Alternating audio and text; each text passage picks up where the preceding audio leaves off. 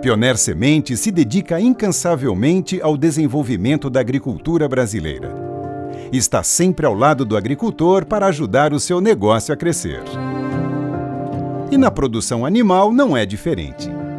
Através da plataforma A Força da Silagem, a Pioneer apresenta uma maneira inovadora de se comunicar com os produtores de silagem, disponibilizando produtos como sementes de milho e inoculantes, informações técnicas e serviços diferenciados que agregam valor ao sistema de produção de leite e corte nacional.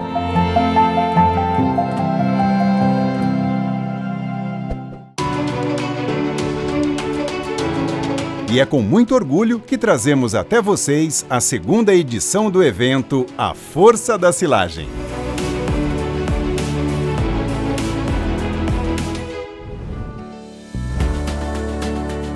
Com tecnologia de ponta, produtos, serviços e atendimento exclusivos, a Pioneer ajuda o produtor a obter a melhor performance em cada uma das fases da silagem para garantir a excelência da lavoura. A primeira fase é o plantio, onde determina-se a escolha do híbrido e a época ideal de plantio, e a estabelecida implantação uniforme da lavoura. Depois do plantio, vem a etapa de desenvolvimento.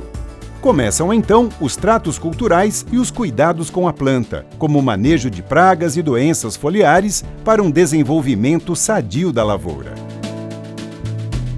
Na sequência, temos a colheita, um dos momentos de maior impacto na produtividade e qualidade da silagem, em que é analisado o ponto de corte ideal e feito, então, o processamento das partículas do grão de milho. A quarta fase é a ensilagem, que precisa ser feita imediatamente após a colheita. Nessa fase de armazenamento, a compactação da silagem e o uso de inoculantes são essenciais na garantia dos nutrientes trazidos do campo e para conservar o alimento com qualidade por longos períodos. E a quinta e última fase é a nutrição, quando o alimento é fornecido ao animal com consistência e qualidade preservadas. É a excelência no domínio de cada uma dessas fases que vai garantir ao produtor uma silagem forte e com alta produtividade para o negócio.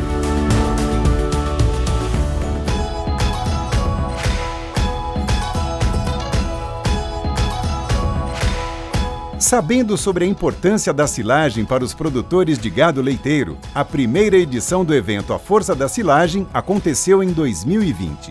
Onde visitamos a Fazenda Fini, no Paraná, que é uma das mais importantes fazendas leiteiras do Brasil. Tivemos a oportunidade de conversar com grandes especialistas internacionais, que compartilharam conosco dados e informações importantes sobre as técnicas de silagem usadas nos Estados Unidos e na Europa. Na edição de 2021, veremos que a silagem é um fator fundamental para a rentabilidade do negócio agropecuário, independentemente do tipo de criação de gado. Conheceremos mais sobre outro processo de silagem, o snappage, que pode ser muito vantajoso e lucrativo para os produtores de gado de corte. Vamos conversar com especialistas da Pioneer Sementes. Entrevistar um dos maiores produtores de gado de corte de confinamento no Brasil, conhecer os últimos estudos com inoculantes e técnicas de colheita com especialistas dos Estados Unidos. Estão prontos para viver a força da silagem em 2021? Vamos começar nossa jornada!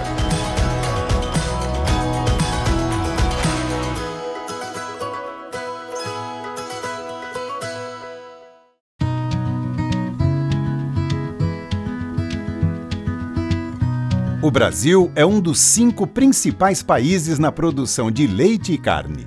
Mesmo em um ano desafiador como 2020, a pecuária no Brasil teve excelentes resultados. A produção de carne no Brasil e sua exportação foi muito expressiva. A pecuária brasileira bateu o recorde do número de animais confinados e de exportações de carne bovina.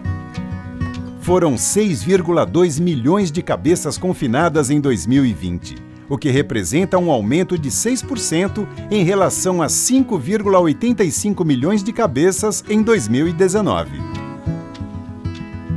A exportação de carne bovina em 2020 foi recorde, chegando a 2,02 milhões de toneladas, crescimento de 8,8% em comparação às toneladas verificadas em 2019. Com isso, a pecuária vem investindo em tecnologias de ponta, o que faz com que haja uma melhoria em todo o processo de confinamento do gado para a produção de carne. E claro, um dos principais pontos de atenção é a alimentação dos bovinos para que se tenha uma carne de qualidade.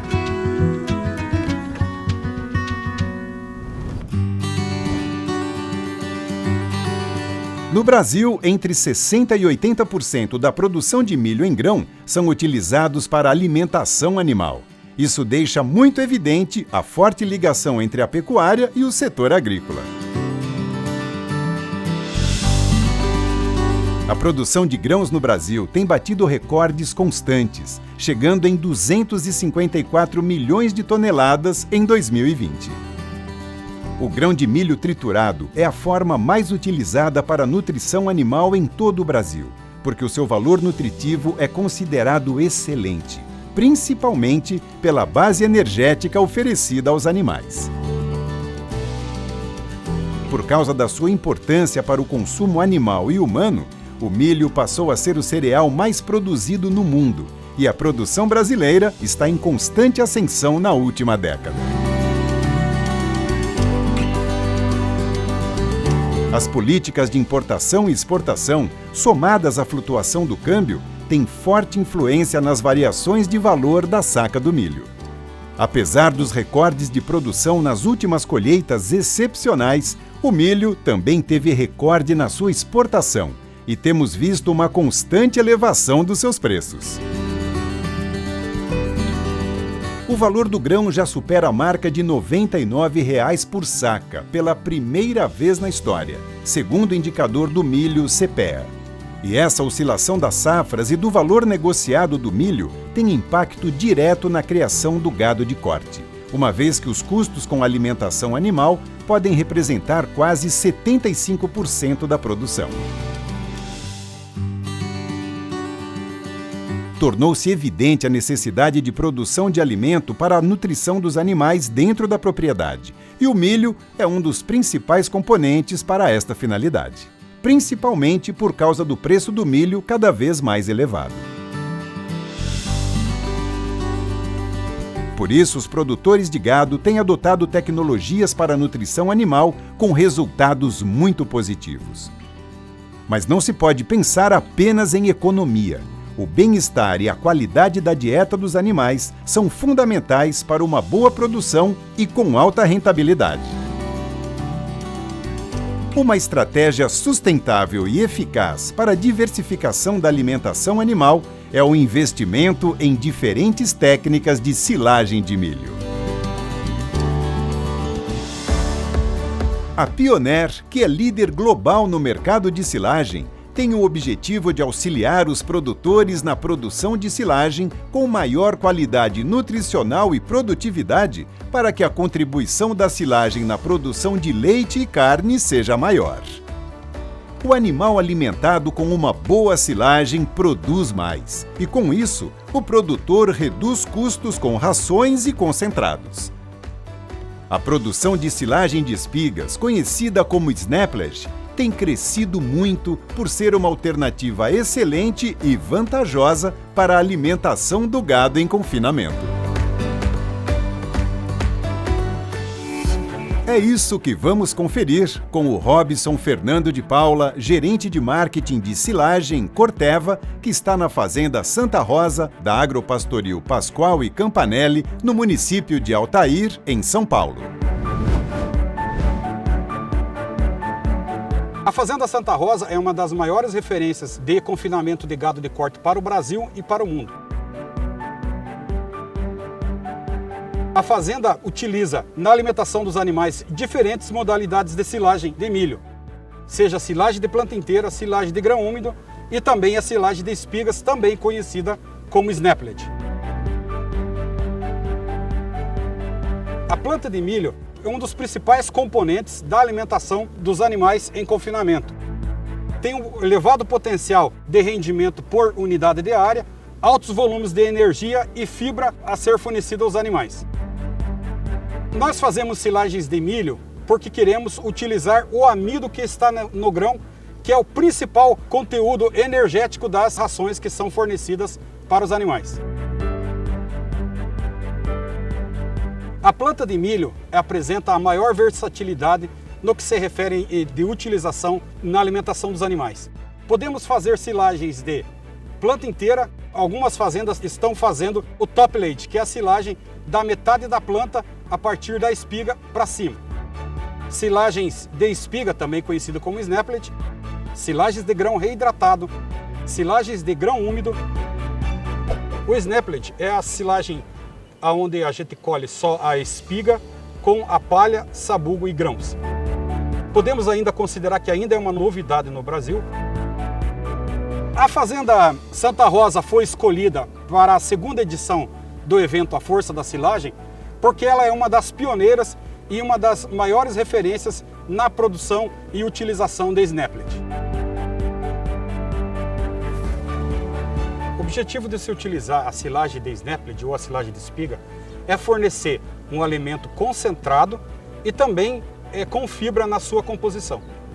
A composição de uma silagem de snaplet, normalmente temos 65% de energia e 25% a 30% de fibras. A silagem de snaplet é uma excelente alternativa de utilizar mais milho na alimentação dos animais, alimento de alta digestibilidade e alto valor energético. Uma outra vantagem é a colheita e o processamento do material numa única operação, ganhando um rendimento de matéria seca de 10% a 25% por hectare. No atual cenário do mercado do preço de grãos e da arroba do boi, a silagem de milho, seja planta inteira, seja grão úmido, seja snaplet, produzida dentro da propriedade, torna a atividade muito mais competitiva e isso ajuda na rentabilidade final para o produtor de carne. Na produção e confecção de snaplet, 2 pontos devem ser observados: a umidade de colheita e o processamento das partículas. A umidade adequada de colheita do grão é em torno de 36%. Já o processamento, tomar muito cuidado para que se processe muito bem o sabugo, a palha e os grãos. O processamento de grão adequado é que nós tenhamos pelo menos 70% dos grãos quebrados em partículas menores de 4,75 milímetros. No que se refere ao tamanho das partículas do sabugo, quanto menor de 1 centímetro, melhor para o armazenamento, para a compactação. Já a palha, ainda existem alguns desafios para um processamento mais adequado da palha da espiga. Uma silagem, seja de planta inteira, grão úmido ou snaplet, pode ser o alimento mais barato produzido na propriedade. É o alimento que torna a atividade competitiva. O milho é a única cultura onde nós temos alto volume de alimento energético e palatável a ser produzido dentro da propriedade.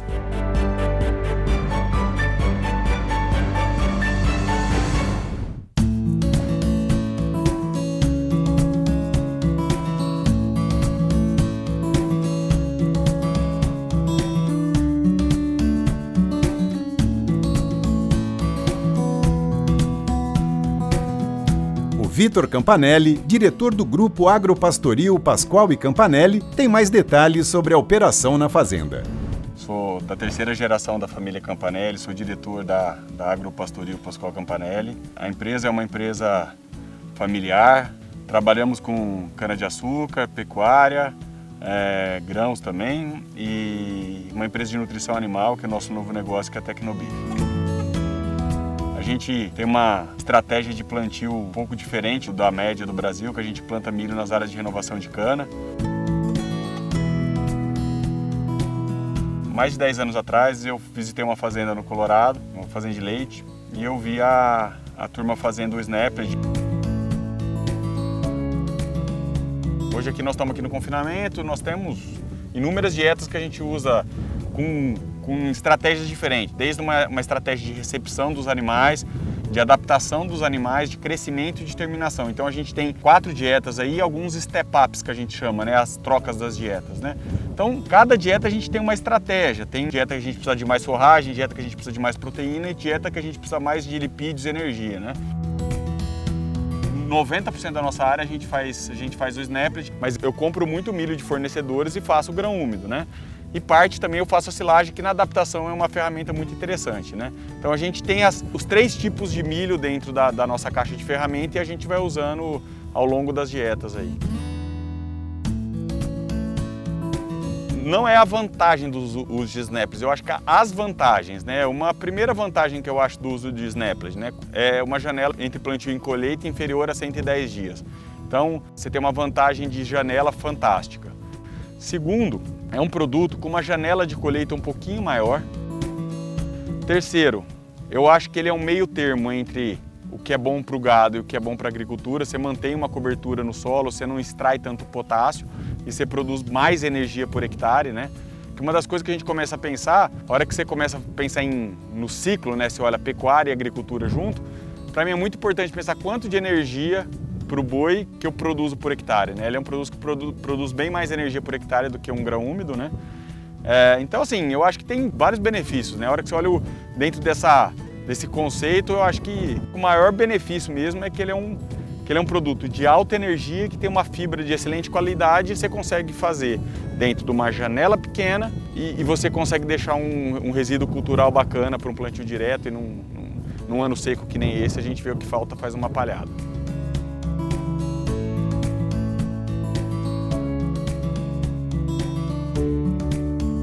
O armazenamento, a gente é muito adepto a usar silos trincheira concretados, silos com uma infraestrutura legal, né? Eu acho assim, hoje nós estamos falando de uma tonelada de milho de R$ 1.700 no milho, um Snaplet, você fazendo uma conversão de padeiro aí, quase de R$ 900 a tonelada, R$ 850, uma silagem de R$ 350, ou seja, os 3 produtos são muito nobres, então você tem que gastar com armazenamento, né? Então a gente é muito adepto, os silos nossos são todos concretados, enfim, a gente usa as melhores técnicas para conservação. Mas a grande vantagem do Snaplet, desses milhos hidratados, né, o grão úmido, mesmo a silagem, é que você consegue guardar de uma forma mais barata, né, dentro de um silo trincheira de alvenaria que fique... Tem muita gente que guarda em silo de superfície, mas eu acho que a gente está na hora da gente acordar para ver que vale a pena você investir em infra, porque o que você está guardando vale muito, né? E o que é legal do Snaplet, por metro cúbico, ele tem um poder, uma energia muito grande que você guarda dentro de um silo, né? Então, diferente de uma silagem que faz um volume muito grande, o Snaplet você consegue densidade de 1.200 kg por metro cúbico, né? 150, 1.300, dependendo do maquinário. Então, é um produto de armazenamento muito bom, e o bom é que ele que nem um vinho, né? Cada dia que passa ele está melhorando, né? Agora que já conhecemos o que é o Snaplet e as vantagens da sua produção para o mercado pecuário, vamos continuar a nossa jornada da força da silagem e conhecer mais sobre a tecnologia dos inoculantes. Mesmo com os avanços tecnológicos para a produção do Snaplet, existem alguns desafios como problemas climáticos e fitossanitários. Em condições normais, ocorre uma perda de aproximadamente 14 a 24% da matéria seca no processo de ensilagem, que é a fase de compactação e armazenamento da silagem. Uma das formas de reduzir perdas é o armazenamento de maneira adequada, e o uso de inoculantes auxilia para preservar o valor nutritivo do alimento e a biossegurança da silagem. Vamos ver como os inoculantes funcionam? Como os inoculantes funcionam? Nas plantas presentes em nossa lavoura, existem diversas bactérias. Essas bactérias exercem forte influência na estabilidade e no valor alimentar da silagem. Quando a silagem é feita, as bactérias convertem os açúcares das plantas em ácidos. O ácido lático diminui o pH e preserva a silagem. Esse processo é conhecido como fermentação. As bactérias que produzem o ácido lático, denominadas bactérias láticas, são desejáveis na fermentação, porém, naturalmente a campo, sua presença e eficiência são mais baixas. Por isso, o inoculante de silagem de alta qualidade possui milhares dessas bactérias específicas, auxiliando no processo de fermentação. Os inoculantes promovem uma fermentação de forma mais eficiente, preservando qualidade.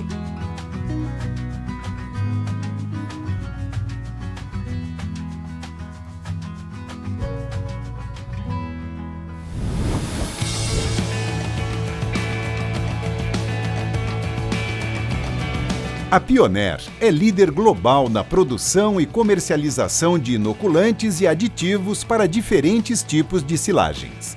E já temos no Brasil um portfólio de inoculantes de última geração que promovem uma estabilidade prolongada na silagem. São inoculantes com tecnologia de ponta para potencializar o processo de fermentação e contribuir com a conservação da silagem. Continuamos aqui na Fazenda Santa Rosa do Grupo Pascoal e Campanelli para conhecer melhor os benefícios destes aditivos para a alimentação animal e o portfólio campeão da Corteva com o Lucas Silveira, líder de portfólio de inoculantes para silagem Pioneer. Para mim, é um prazer imenso estar aqui com vocês no segundo evento A Força da Silagem Pioneer. Eventos como esse são um diferencial no agronegócio. É a possibilidade que você tem aí do campo de receber informação técnica de qualidade para melhorar o seu processo produtivo. Hoje vamos falar para vocês um pouco sobre a nossa linha de inoculantes. A Pioneer tem uma história incrível nesse segmento, trazendo nos dias de hoje produtos de última geração que podem ser utilizados na sua produção.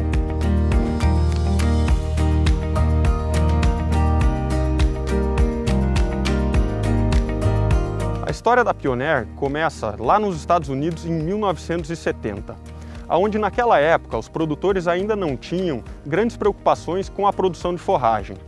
Porém, um grande desafio: produzir silagem de qualidade com poucas percas.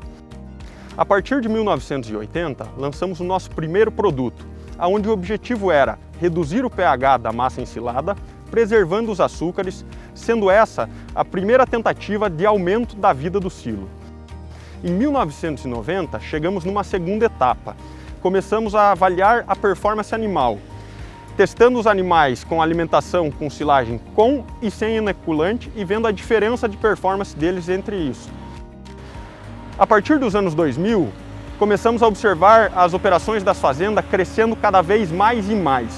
Fazendas com maior número de animais necessitam maior quantidade de forragem.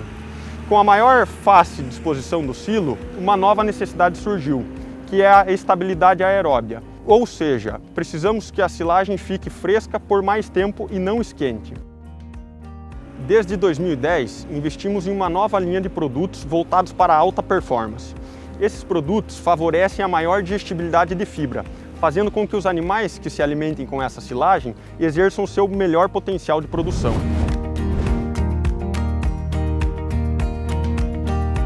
Na nossa história, a Pioneer evoluiu com a produção animal e a produção animal evoluiu com a Pioneer. Agora no Brasil, está disponível para os nossos produtores a linha de inoculantes para silagem Pioneer, já testada e aprovada nas regiões de mais alta tecnologia dos Estados Unidos e da Europa. As nossas cepas de bactérias foram exaustivamente testadas, são únicas e patenteadas, não estando disponíveis em nenhum outro produto do mercado. Ou seja, os nossos inoculantes são únicos e exclusivos.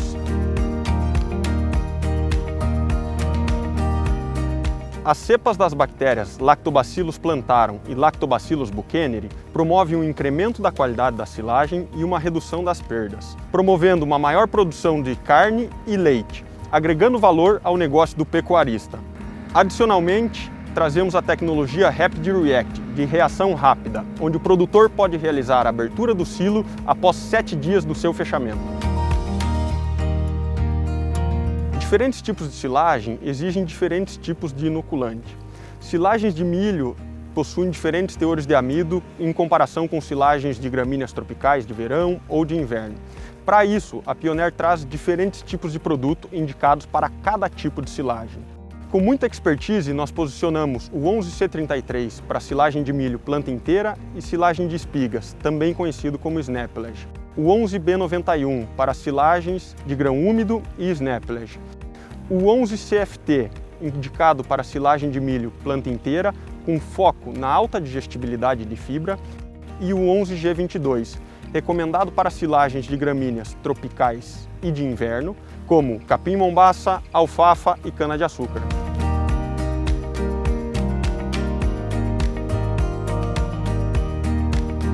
Segundo o nosso Departamento de Inteligência de Mercado, mais de 25% dos produtores brasileiros já utilizam inoculantes. Diversos deles estão utilizando os inoculantes da marca Pioneer e vendo os resultados positivos. Aqui, na Fazenda Santa Rosa, do Grupo Agropastoril Pascoal e Campanelli, estamos utilizando o inoculante para silagem 11C33, indicado para silagem de espiga, também conhecido como Snaplage, que está sendo produzido nessa área. Esse produto traz o benefício de recuperação das perdas de matéria seca. Segundo dados da nossa pesquisa, nós temos um efeito de recuperação de até 80% das perdas de matéria seca, ou seja, produção de silagem com apenas 2,8% de perdas.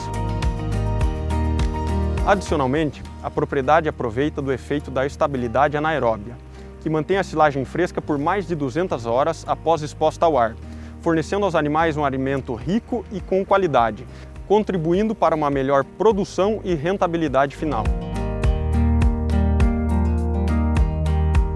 Os inoculantes para silagem da marca Pioneer fazem com que você tenha um incremento da qualidade e uma redução das perdas de matéria seca, sendo esse o principal fator que vai fazer a diferença no seu negócio. Nossos inoculantes irão contribuir para a melhora na sua produtividade e rentabilidade final. Um dos diferenciais dos inoculantes para silagem da Pioneer está relacionado com o controle de qualidade. Nossos produtos passam por um processo de produção muito rigoroso, o que garante a viabilidade mínima de unidades formadoras de colônia em nossos produtos.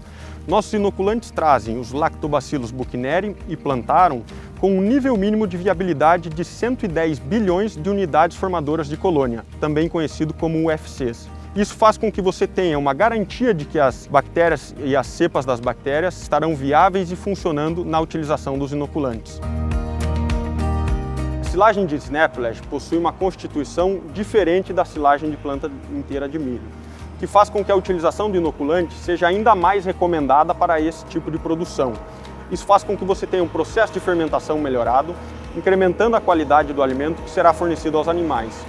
Nossos inoculantes irão operar aumentando os níveis de ácido lático e, consequentemente, reduzindo o pH da massa ensilada. Isso fará com que você tenha uma silagem fresca e de qualidade por mais tempo.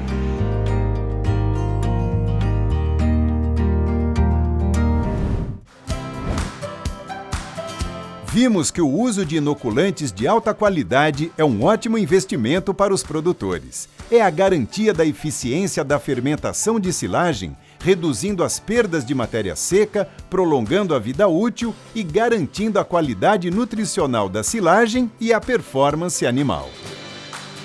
Esses benefícios no campo são comprovados também no bolso do produtor.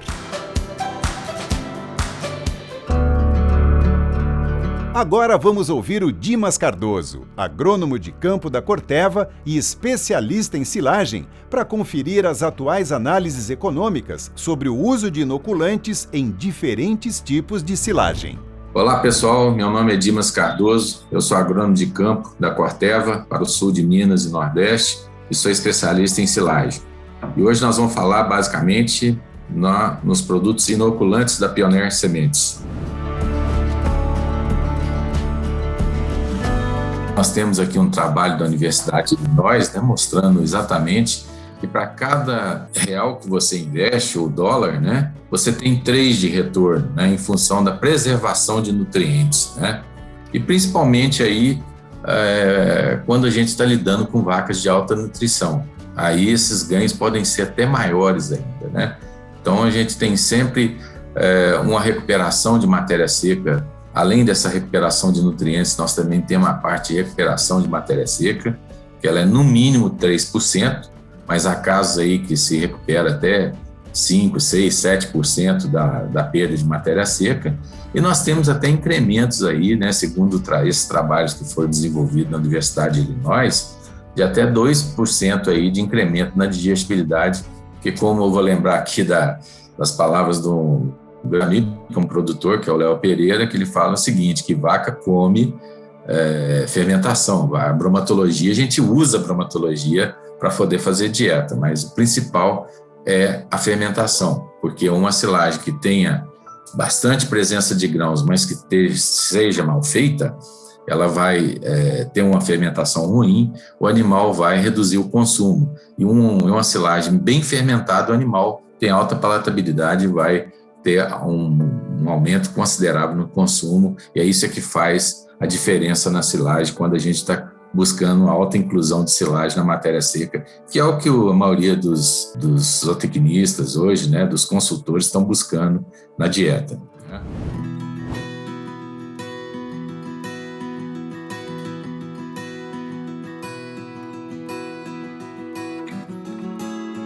E quando nós fizemos recentemente uma análise econômica dessa utilização de inoculantes em silagem, nós vimos perfeitamente, né, conseguimos enxergar perfeitamente o que esses inoculantes trazem de benefício para nós.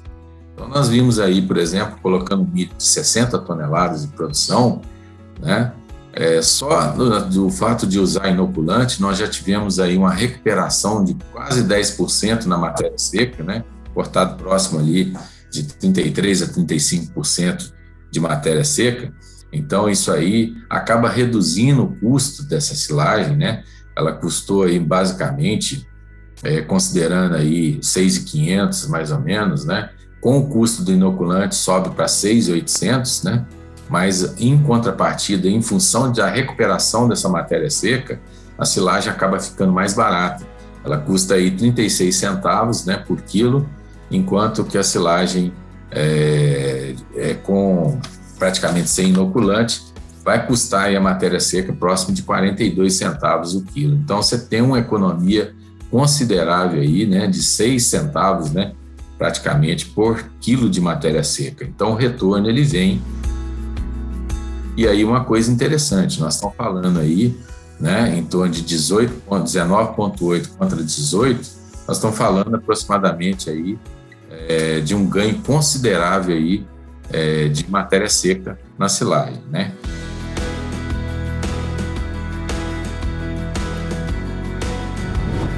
Outra coisa interessante que, do ponto de vista nutricional, nós trabalhamos também com, por exemplo, o exemplo da exigência de vacas leiteiras do NRC, por exemplo, trabalhando com vacas de 30 quilos de leite, que tem uma exigência próxima aí de um consumo de matéria seca de 20,04, quantidade de NDT 14,06, quantidade de proteína bruta de 3 quilos, né?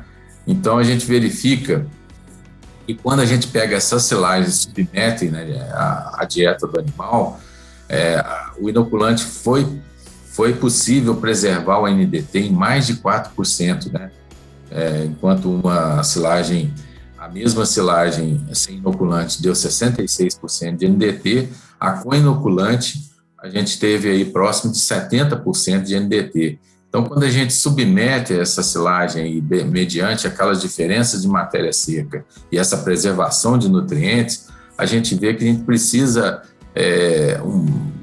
cobrir, né, colocar, vamos supor, fubá de milho, né, normalmente está ligado com a energia, a gente precisa de menos fubá de milho na dieta para poder cobrir aquelas diferenças que existem entre a qualidade da silagem. Então, essa economia aí pode chegar a 64 centavos, por exemplo, de fubá por vaca dia. Quer dizer, você pode economizar aí em torno de 430 gramas de fubá por cabeça dia. Então, isso é altamente significativo, né? Então, o custo da alimentação cai. O custo da alimentação, por exemplo, em reais por vaca dia, numa silagem normal poderia ser de 4,26 reais, ele cai para 3,64, né? Então, é uma vantagem muito grande aí para o produtor aí, que chega a economizar R$ 1,26 por vaca dia, mediante uma silagem preservada com boa qualidade nutricional e com boa recuperação de matéria seca. sem dúvida nenhuma, essa é que é a grande vantagem que o inoculante traria para o produtor, né? Essa recuperação da matéria seca, tendo mais silagem disponível ao longo do tempo, né? Quer dizer, seria uma grande vantagem para o produtor, e também economia na dieta, né? A preservação da qualidade nutricional da silagem, né? Que se perde ao longo dos processos, né? E também, principalmente, no pós-abertura. Então, essa seria a grande vantagem do inoculante.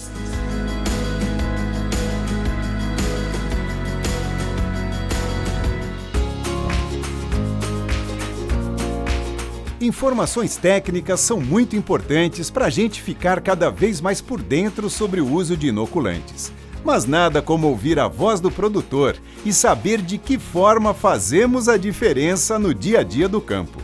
Por isso, vamos voltar com o Vitor Campanelli, que vai nos falar sobre o uso dos inoculantes Pioneer lá na Fazenda Santa Rosa.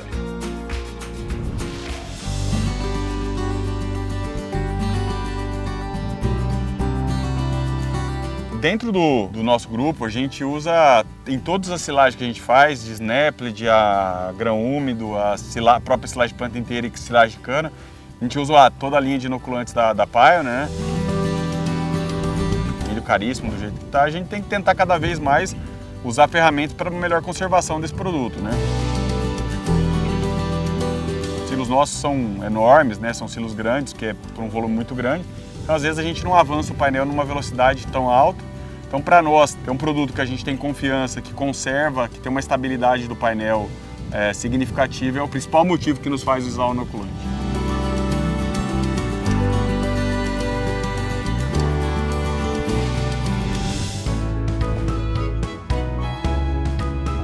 Conhecemos as principais vantagens econômicas do uso de inoculantes aqui no Brasil.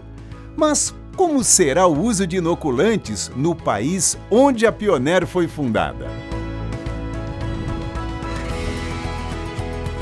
Nessa segunda edição do evento A Força da Silagem, teremos uma apresentação do Kevin Putnam.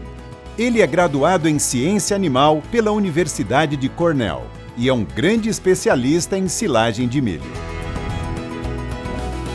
Vamos conhecer seus estudos mais recentes sobre os benefícios financeiros dos inoculantes na produção de silagem e seu trabalho com produtores de leite no estado de Nova York, nos Estados Unidos.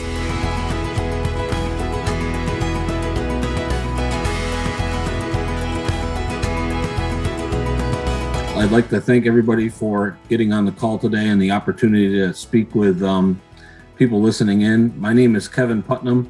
I'm a dairy specialist in the Northeast for Pioneer in the Northeast U.S., specifically covering central and western New York. It says here on the slide, New York and New England. I used to cover the whole New York and New England territory. This talk today, I'm going to talk a little bit about some of the best practices that we're using in New York on yield monitors, on choppers, inoculants, and then some other things that we just started doing in the last couple years. So the title here is Forage Quality, What Can and Can You Not Control or Cannot Control. So we'll talk about that a little bit, but we're going to dive into some other specific things here as we go along. So right off the bat, I like to use this slide, especially for the territory I'm covering. This is reality. We've got some Mennonite and Amish farmers in our area that are still using horses and wheel and buggy to get around. And then you've got the bottom picture there, 48 row, 20-inch planter, which because of our field sizes in New York, we do not have many of that. That's the biggest planter in the state. We don't have a lot of that around, but you got to cover ground more quickly with some of the weather patterns that we've had. And this is one way to be able to do that. So we've got I cover a wide variety of scales of operation here in my area, and it's pretty interesting. I actually took these pictures in one day. We were planting some silage plots, and in the morning we were planting the silage plot with the horse and buggy team, and in the afternoon I was planting the silage plot with the planter down there on the bottom. So it's two extremes.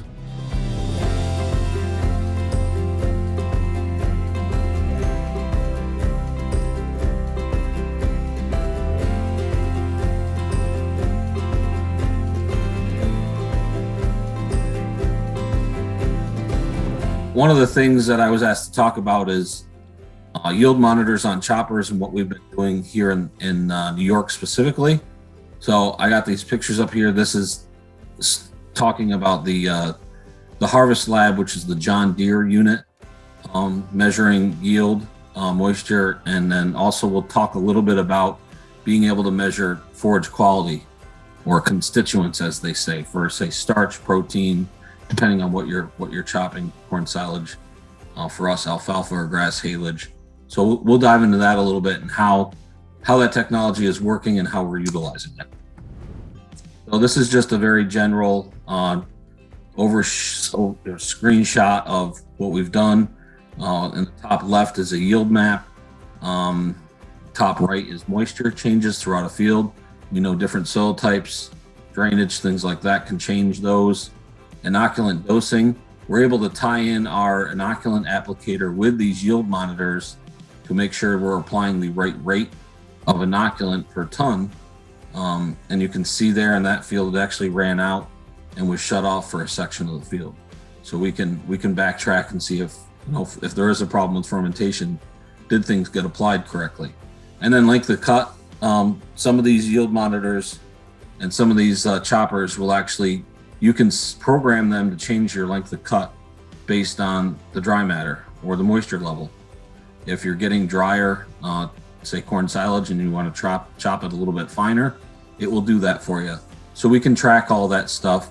So this helps us, again, go back if we're feeding out, say, a corn silage bunk and the fermentation's not right and the length of cut is a little bit longer or shorter than we would like, we can go back and see where that may have occurred in the field.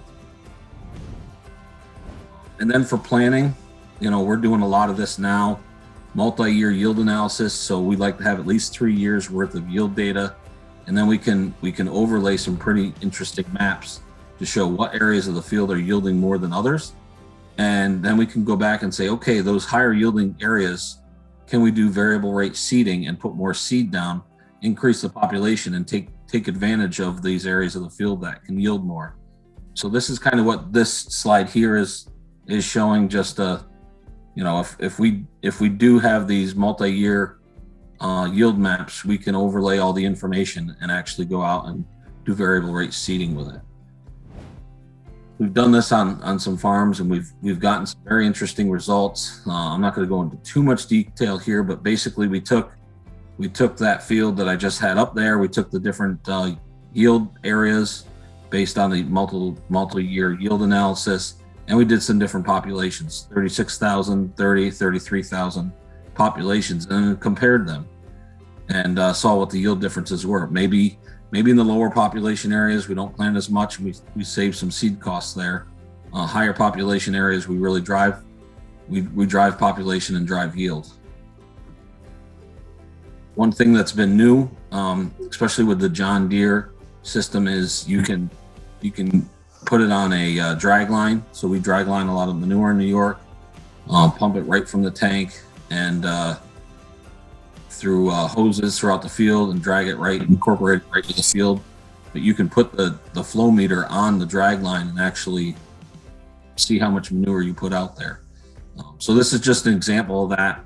This is a custom manure applicator that was doing some drag lining and wanted to show exactly what rates they were putting on the field and where. And again, you can overlay this with the multiple year yield analysis. So if there's areas of the field that yield more, you're removing more nutrients, you want to put more nutrients down to help feed that crop in those areas.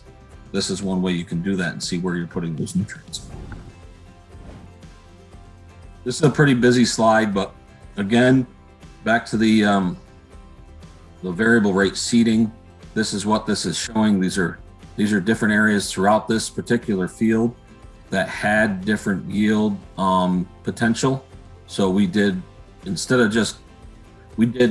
high, medium, and low planting populations in the high, medium, and low yield areas. Basically what we saw here is if you're in the low yield areas and you still planted, say, the medium population, you got better results.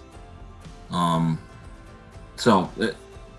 can go into that to more detail if there's questions, but we've done a lot of this where we're looking at does variable rate really pay the way that we think it could or should?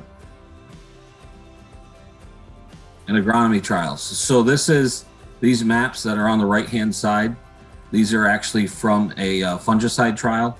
We get a lot of northern corn leaf blight in New York. We actually haven't had it for a couple of years, thankfully, but we have in the past. We've had some bad years. So we did some trials where you spray fungicide on it.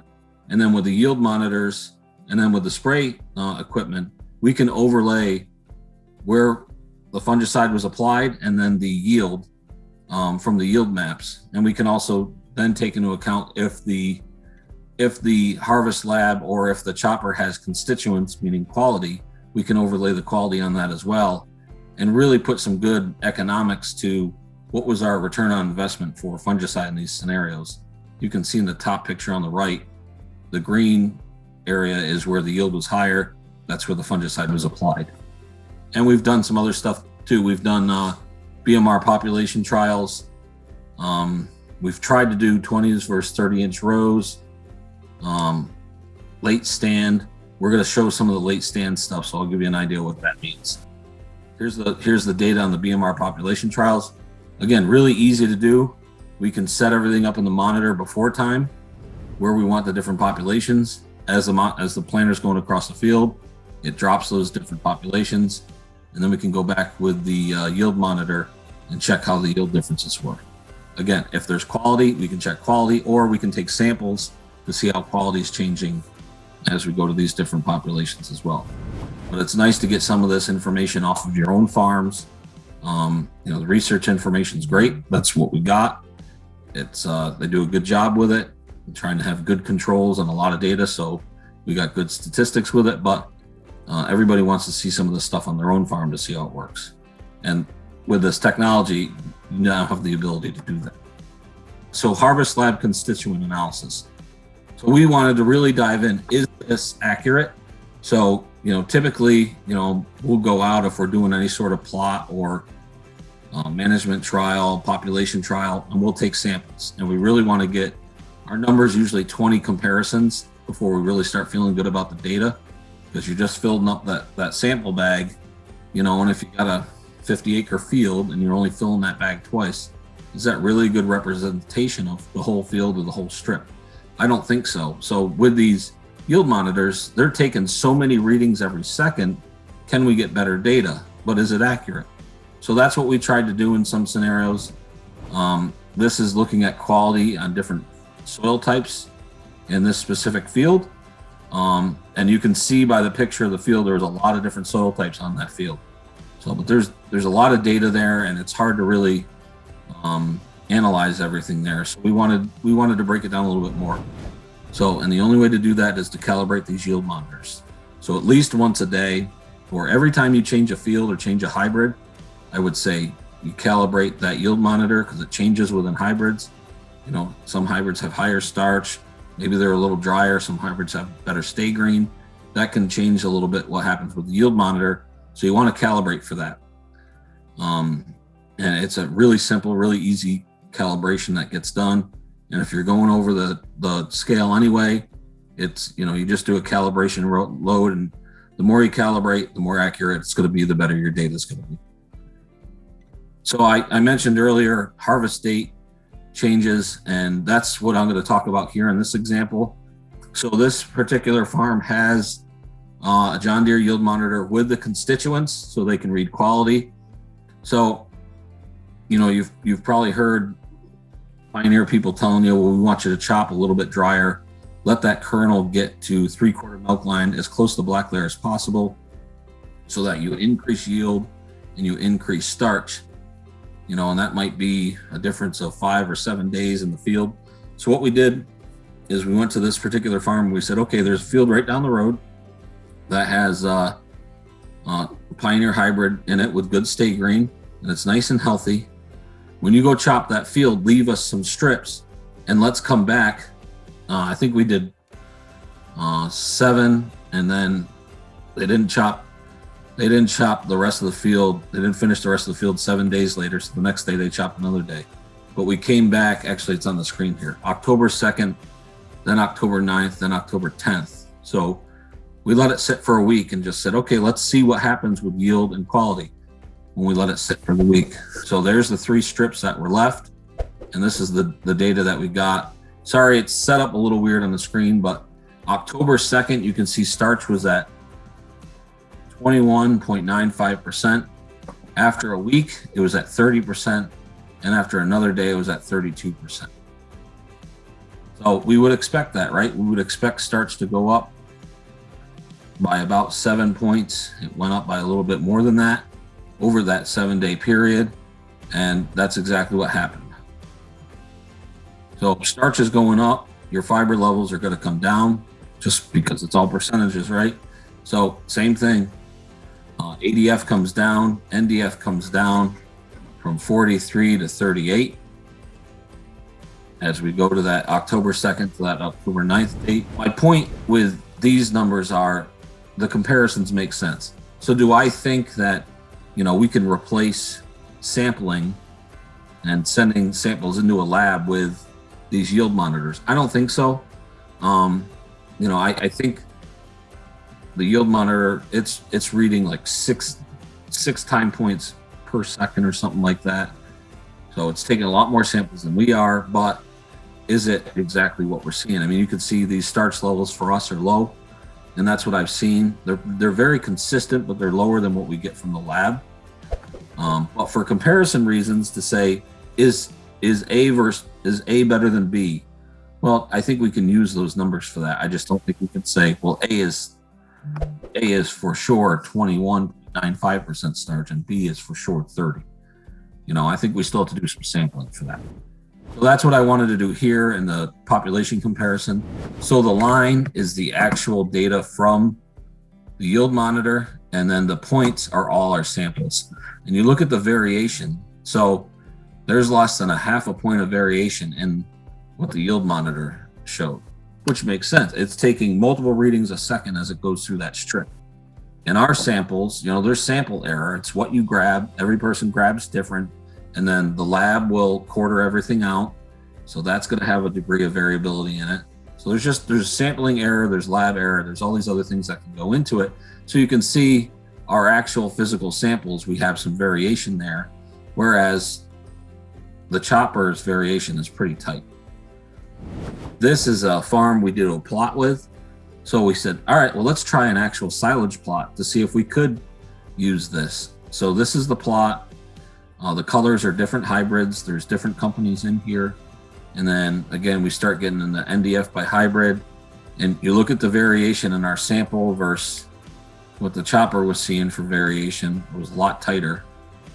And again, I think because it's just one plot, one set of data, I don't think we could use this number from the yield monitor, but we would even say these numbers of the hybrids.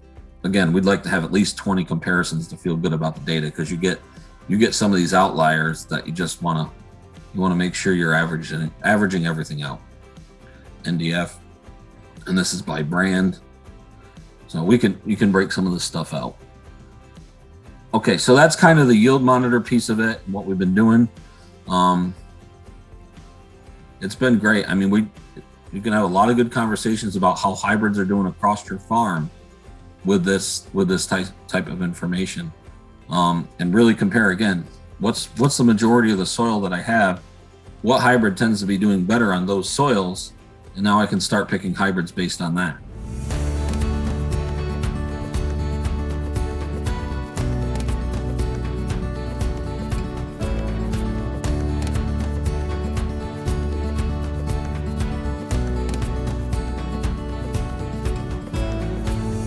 So I was also asked to talk about Pioneer brand silage inoculants and return on investment. We use a lot of these in the Northeast, and a lot of shifting back and forth between products for specific reasons. And that's kind of what I want to hit on today, just to kind of explain what the products do and how we have conversations with customers and nutritionists about what products to choose. So I guess I want to start here. I think this always surprises a lot of people. What really is the total amount of dry matter loss on a farm? And it could be upwards an uncovered bunk, 24 to 43%. And when somebody asks me what's the average dry matter loss on a bunk, I say 20. It's probably closer to 15 now, but I say 20. So just think about that. 20% of all that forage you put up in your bunk, it's gone.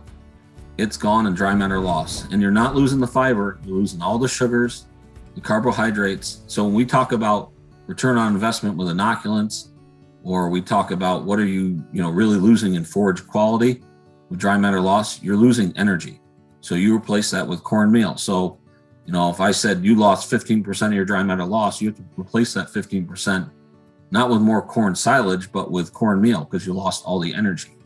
So that's how you have to look on these return on investment numbers. But the amounts that we lose are a lot more than people think.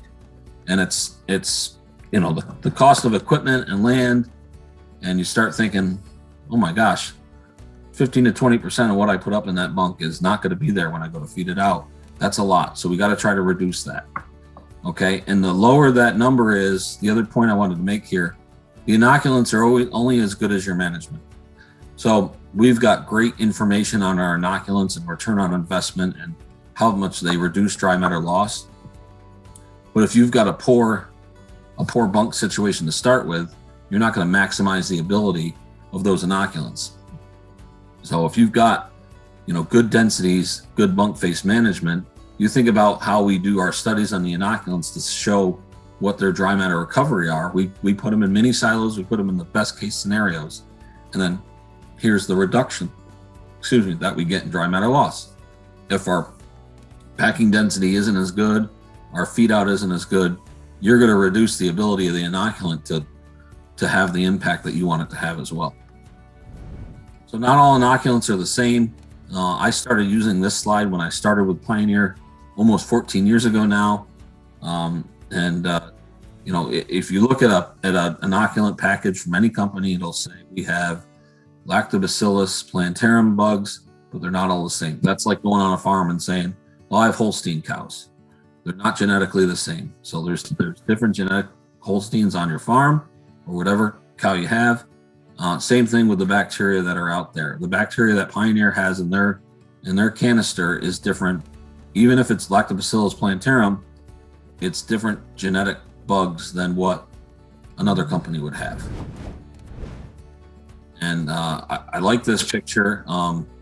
It's a picture of Dr. Scott Dennis. He's just retired, and I guess just over the last year with Pioneer, he helped develop a lot of the products that we have. But I think this is pretty cool where we have collected bugs from. Alfalfa, apples, barley, there's bugs on everything, right? So we go out, we collect those bugs, and then we test them to see if they have a positive effect on fermentation. And they don't all have a positive effect on all products. We'll talk about that a little bit. Maybe the bugs we got from the pigeon there are work well on alfalfa, but not corn silage. So we test that. So I always think this is pretty neat. And then combinations of strains. So you'll hear companies talk about, well, we have 4 different strains of Lactobacillus plantarum in our product. Well, do they work well together? Okay, and that's what this slide's showing. I got another one that I'll show it again. Strain F does a decent job at dropping pH. Strain A does a little bit better job, but you put the two of them together and they really drop pH well.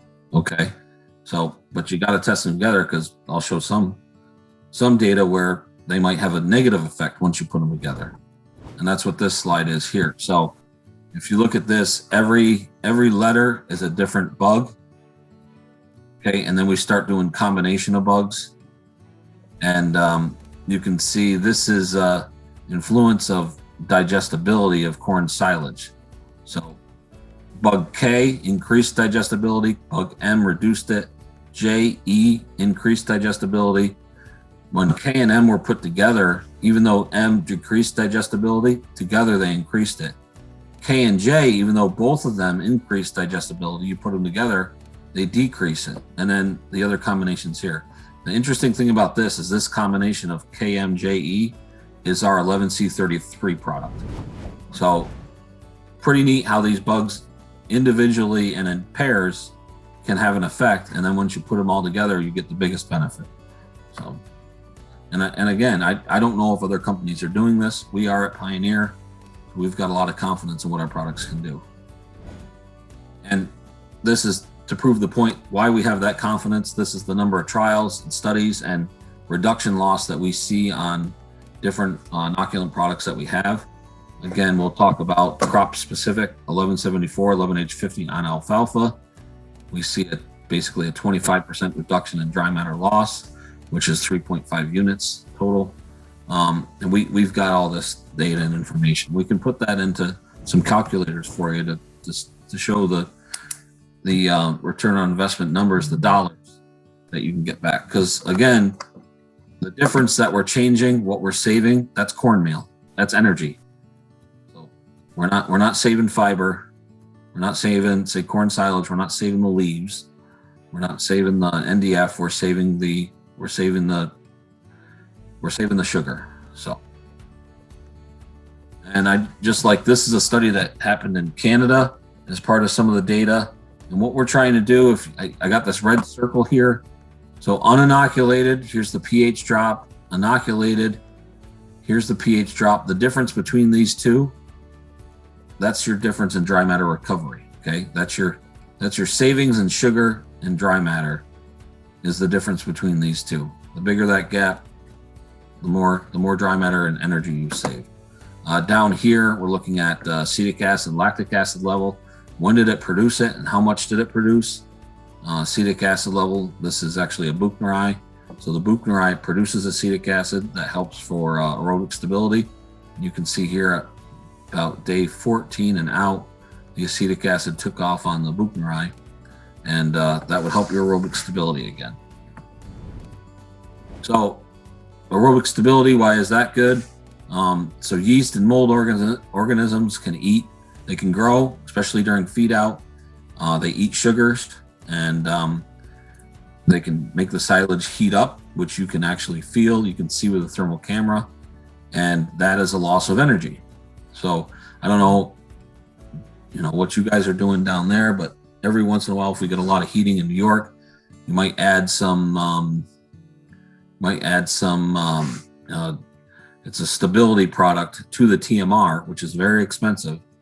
You're doing that to try to stop the yeast from growing and stop the yeast from creating the heat and eating sugars, but they've already ate sugars to get to that point.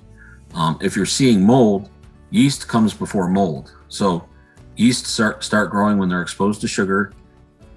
When they're exposed to oxygen, they eat sugar. They'll increase the acetic acid levels, and that increase in acetic acid increases the pH, which allows the mold to grow. And then some molds can have some negative impacts on cows. If there's toxins associated with them and things like that. We want to stop that from happening. With the Buchneri, we can stop that from happening up front. In the initial fermentation period, we grow the acetic acid. That stops the yeast from growing once the bunk is opened up and exposed to air. And we don't get that heating at all, so we don't get that loss in dry matter from losing energy from yeast eating sugars. This is one I put together. So we used to use a product. I don't know if you guys use this or not, but I like to talk about it. We used to use a product in New York called 1127. It was developed for the wet grasses in Europe. So in my area, we've got a lot of alfalfa, a lot of grass as you get more into the New England area, and a lot of mixed stands. So it doesn't always get put up at the right dry matter. We'd like it to be put up at 35% or higher, but this 1127 product that was developed for the wet grasses in Europe, we had data on it down to even 26 to 32% dry matter. It's not available anymore, at least to us in the US. So the bug that was in 1127 that worked well at those low dry matter levels is actually in our halogen L-Buchneri product called 11G22. Now, typically, if we put halage up wet, it's a slow fermentation because the water, the extra moisture slows down fermentation, which gives us a little bit of acetic acid development anyway because of the slower fermentation. We might not need the Buchneri for that acetic acid, but this bug helps reduce the amount of butyric acid. It won't eliminate it, but it will reduce the amount. And that's kind of what we're showing here in the slides. This is some of the data. This is some dry matter, or this is some haylage that was chopped even at 22% dry matter. And again, we're below our pH line that we want to be. We got a good pH on it. It dropped well in pH even at these wet dry matters. And that's one of the bugs in the 1127. So that's how we use it. It's not it won't cure it. It's a Band-Aid to help, but again, there's options out there you can talk about that. Hey, if you know you got to chop because there's a weather event coming and it's still a little wet, we can look at 11G22 on those wet haylages, and it's not going to eliminate butyric acid, but it can help reduce it. There's also some interesting data out there we try to do a lot of hay in a day in New York. So it doesn't always work out with our weather. It's more hay in 24 hours. But some of this data that's in this set here is looking at hay that was mowed one day and chopped the same day. It did not go through a nighttime cycle, and even chopped at 20, 22% dry matter did not go butyric. That nighttime cycle seems to be what really hurts you on the butyric acid side. The worst thing you could do is wilt haylage for a while and then still chop it wet. You're asking for a train wreck with butyric acid. Silage heating, I talked about that with the Buchneri. This is just some pictures that I took. This is in the middle of winter, so it's a cold day, but you can see the variation. We don't want variation. We want things very consistent. This bunk face, they were not using a defacer. There's a lot of ridges there. There's just a lot of surface area. And, air was able to penetrate. Again, this is during the winter, so it's cold, but you can still see some. Again, the temperatures aren't specifically what I look at these. I look at variation, and there's a lot of variation there. What we want is something more like this. Very consistent. Actually, if you get a really well-packed, well-managed bunk, just defaced, it'll be a little warmer right here because these bunks are just, they're big coolers, right? They're big thermoses, if you will. So when you pack these bunks, if they're packed really well and the bunk face is got really tight, you'll get heat that will be trapped in here. And it's not really hot. It's not a problem. It's just this heat closer to the outside, especially in our nice cold New York winters, can dissipate off. And this heat is insulated, so it stays in there. So sometimes you'll see these bunks are a little bit warmer right here, not anything out of line, and then get cooler as you go up. But this is what we want to see. Nice, cool, consistent. And this was treated with 11C33, which is a combination product. It's got upfront bacteria to help drop pH, and then it's got the Buchneri in the back end to keep the bunk face cool so that we're not losing. We end up, these bunks are getting bigger and bigger and bigger. There's a lot of surface area. We actually end up losing more of our dry matter from feed out now than we do from the initial fermentation piece of it. And it's surface area. So anything we can do to reduce that loss that's more energy to the cow, and that's less feed lost. I like to show this. It's a tight dairy market. Nobody wants to pay more than they have to. This is just comparing 45-cent ton inoculant product versus $1 per ton product. And I just threw those numbers out there. The claim on this product is a 3% recovery. The claim on this product is a 5% recovery. So what's that really mean with, this one being half the cost? What are you benefiting? So if we look at $160 a ton of cornmeal, which at least in the US, the cornmeal price is higher than that. And then we look at a 10,000 ton farm, 10,000 tons of corn silage or overall forage. That difference, 3% recovery versus 5, means 102 total dry matter tons saved. Over here, we're 170. Okay. And again, remember that difference of 68 dry matter tons, that's energy. So we would look at that as cornmeal. What would we have to buy $160 ton cornmeal to replace that difference? And that's where we get to our net gain. All right. So $1 per ton inoculant cost us $10,000 on 10,000 tons, but we still gained $21,000, or again, another 68 tons. Over here, we gained $14,000. So we spent less, but we got less for it. So that's where we want to look at some of this stuff, especially when you look at it as a corn meal cost. And this is kind of how we look at it. So this is, I think this is corn silage broth, and this alfalfa and whole plant corn broths. And you look at what these different strains of bacteria do. So these are the Enterococci bugs. That's what starts our initial pH drop. So you'll see those bugs on the label as well. They start the initial pH, and then the plantarums kick in and take it the rest of the way. But we want to look for these outliers. This one works well in alfalfa, but not corn silage. And we want to pick these out and then start doing more testing on them and compare them. So I run into this a lot. Different companies will say, well, we have 300,000 CFUs per gram that we're putting on. Pioneer only has 100,000. When all the initial research was done, 100,000 was the university standard for where we wanted to be. And it's not just about the number of bugs you put out there. You want the right bugs that have good activity. So these bugs are going to grow to a population of about 1 billion. So whether we start with, on the bottom here, whether we start with 100,000, which is 0.01% of the billion, or 300,000, 0.03%, it's how quick they get to that billion stationary phase. We want them to get there quick and then and dominate when they get there.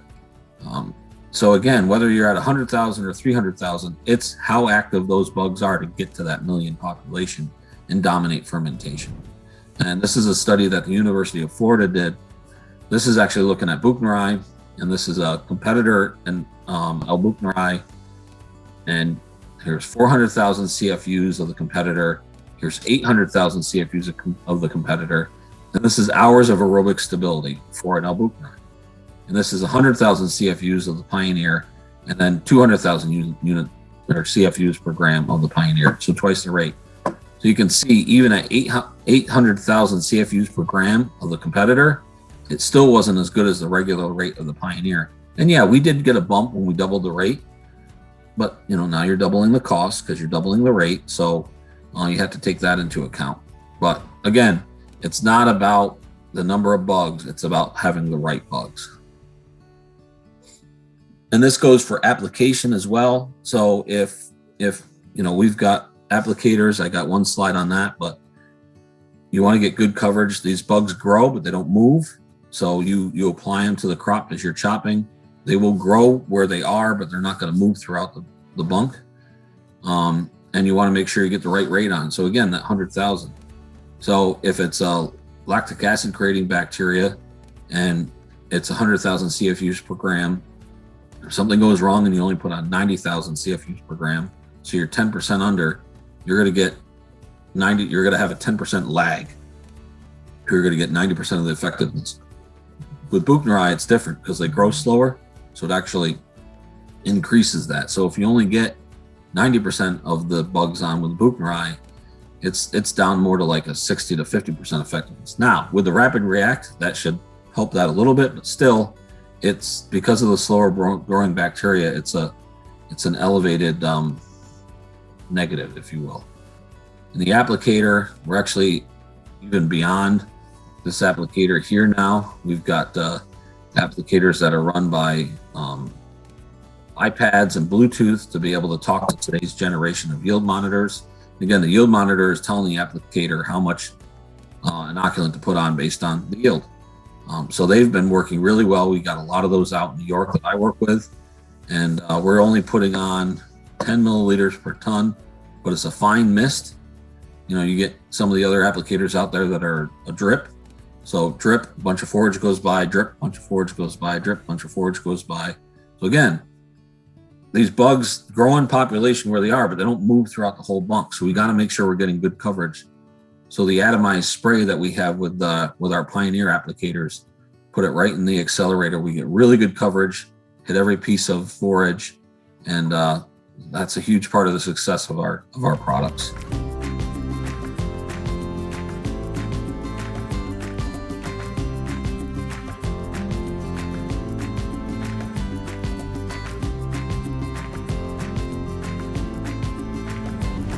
So thermal cameras and the Albuquerque and just overall management situations, this has been great for us. This is a 10-year-old picture of me. Got the Pioneer windshield, and meeting has taken over myself a little bit, so I'm not that shape anymore. So this is actually that farm that I showed that was in the winter months that had a lot of variation. This is their haylage right after they got the defacer, nice and cool and consistent. And again, remember what I said, if you've just defaced your bunk and you've got good bunk management, a lot of the heat is retained in the middle. This heat will dissipate out, but because it's insulated, the heat will retain in the middle. So that's fine. That's not heating, that's just retained heat. So the one thing that I would say is, let's just not try to split our bunks, because I did a bunch of studies, and I can get this to you guys if you want. Did a bunch of studies where we did sampling at as close to the edge as I could get, 3 feet in and then 5 feet in, and compared the dry matter losses and compared the sugar numbers. And the dry matter loss was about 12.5%. So you take that number, and it was lower than that 20% that I was talking about earlier, because this has already gone through one fermentation. You take that number and you take an average density and the length of a bunk, and it's not as much money. It's not going to pay for a wall, and if you put a wall up, you can't pack as well next to a wall anyway. So what I've kind of concluded is that if we have to split a bunk, okay, but let's not split it 8 times. Let's do a bigger face during the winter, a smaller face during the summer, and minimize the amount of times that we split the bunk, and then we're minimizing our loss.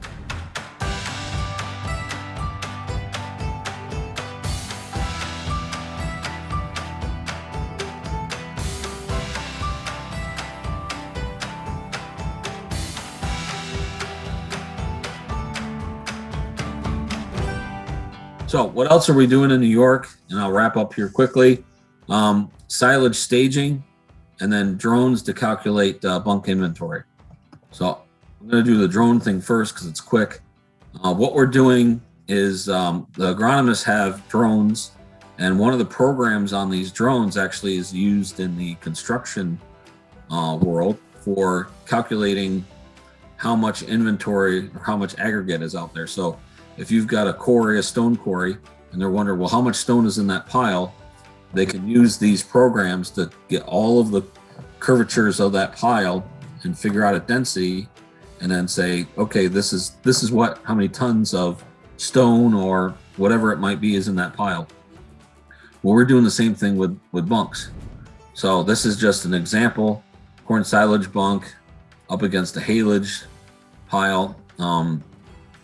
I'll go out, I'll do the densities. So we have the densities. The agronomist will fly the drone and use the program to get all the curvature of the bunk, and we can get a tonnage. And it's been working very well. We have got a couple farms that have some drive over piles and scales, and they know exactly how many tons went in. And then we can also use like a feed watch or a feed program on a mixer wagon to calculate how many tons have come out and do a comparison. And a couple of these, you figure the one farm, we figured a 12 or 13% dry matter loss, and our numbers were just about spot on to what they had put into that bunk, and they weigh every load. So it's been very accurate. The other thing that we've been doing is the silage staging. So at Pioneer, we're really good at knowing how products mature. And I had said earlier, we want to get that corn silage, we want to get the kernel as close to three-quarter milk line as possible. That maximizes starch, which then maximizes yield.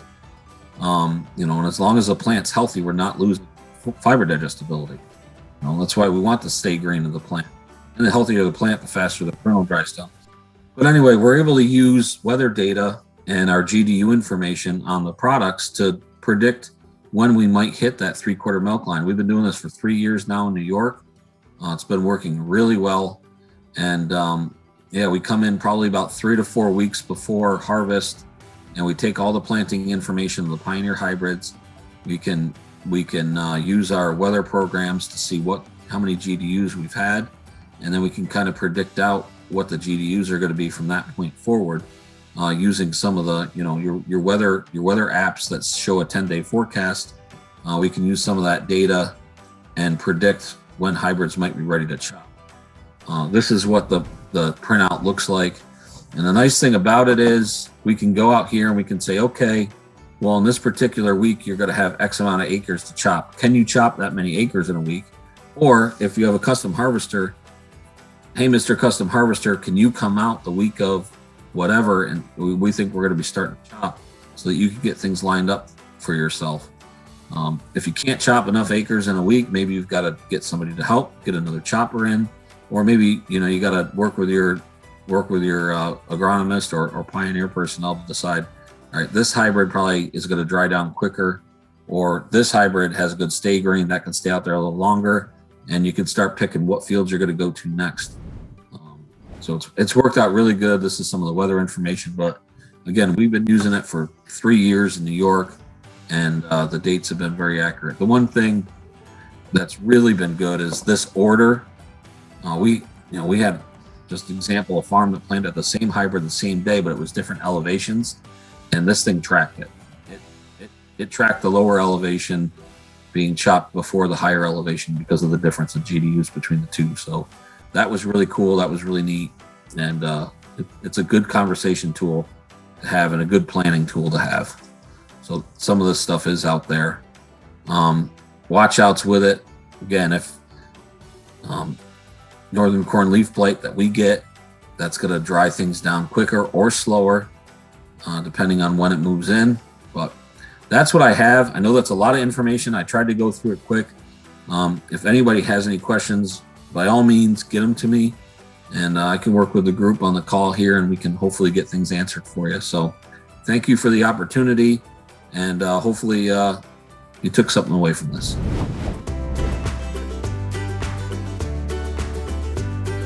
Continuamos viajando pelo universo da silagem nos Estados Unidos. Agora vamos conhecer a tecnologia de sensor das máquinas agrícolas da John Deere. O Harvest Lab é um dispositivo que pode ser usado o ano inteiro para analisar a qualidade da silagem durante a colheita, com mais de 4.000 leituras por segundo, inclusive o uso de inoculantes para a silagem, para otimizar a fermentação e garantir a qualidade perfeita da silagem e a economia em combustível e aditivos. Vamos até o Centro de Operações da John Deere para ter mais informações sobre o Harvest Lab. Quem vai explicar tudo para a gente é o João Paulo de Freitas, especialista de produto e mercado na John Deere. Olá pessoal, bom dia. Eu sou o João Paulo. Vou falar com vocês sobre os desafios na colheita para a gente conseguir a máxima qualidade do alimento. Então, essa conversa é para todos que amam silagem, assim como eu. Então, nada melhor do que um cheiro de uma silagem de milho fresco, né? Durante a manhã, aí você poder contemplar isso no campo, né, pessoal? Aqui, nosso objetivo vai ser mostrar para vocês como que as nossas forrageiras, ou ensiladeiras, ou colhedoras de forragem, podem impactar na qualidade da silagem e também na produção animal. E além disso, nós vamos apresentar aqui para vocês algumas tecnologias que estão presentes nas máquinas que também podem impactar na qualidade da silagem. Essas tecnologias vão de encontro à necessidade da silagem excelente, né, da máxima qualidade no alimento.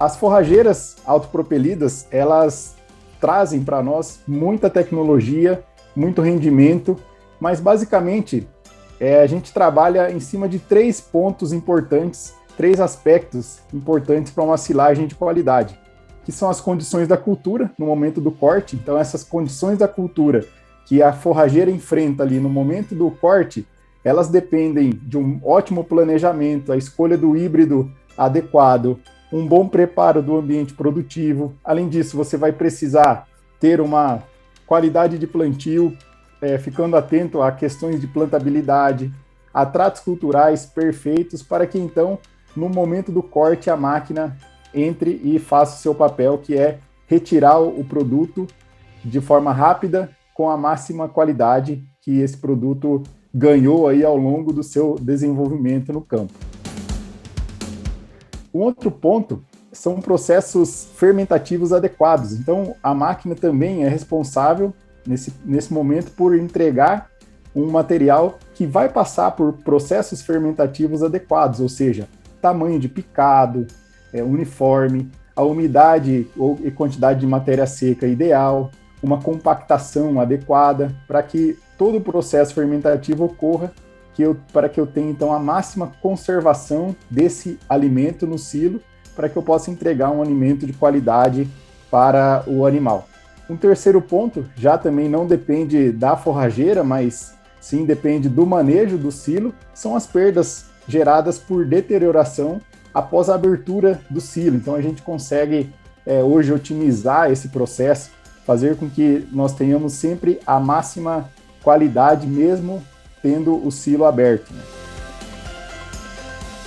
Além disso, pessoal, o que a forrageira ela entrega para o produtor, seja ele um produtor de carne ou de leite, ela entrega a garantia de que todo aquele investimento que foi feito na lavoura durante o desenvolvimento, por exemplo, de uma lavoura de milho para silagem, ele seja entregue para o animal na melhor forma, na melhor qualidade possível. Então a gente fala muito dentro da John Deere aqui que a silagem ela é um processo de gerenciamento de perdas de qualidade. Então a gente sabe que o material foi desenvolvido, vai passar por um processamento na máquina, vai receber uma compactação, depois vai ser entregue para o animal.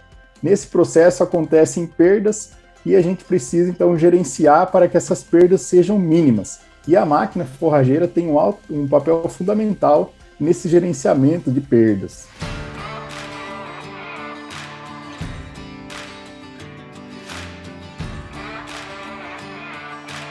Cinco pontos importantes que vão favorecer o processo fermentativo da planta. O primeiro ponto é a janela de colheita. Então eu tenho um período muito curto que eu preciso retirar esse material do campo. Um outro ponto é o tamanho da partícula.